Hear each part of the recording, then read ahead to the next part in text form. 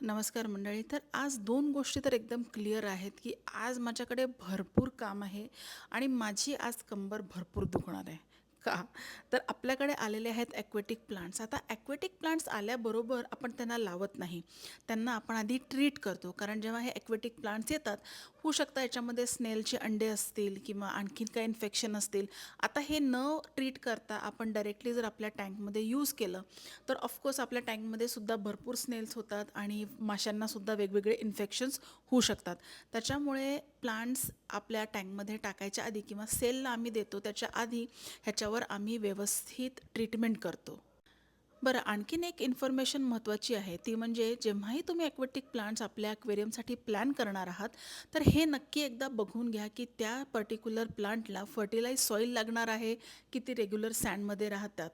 ॲक्वेरियममधल्या प्लांटेशनबद्दल तुमच्या मनात काही प्रश्न असतील तर कॉमेंट सेक्शनमध्ये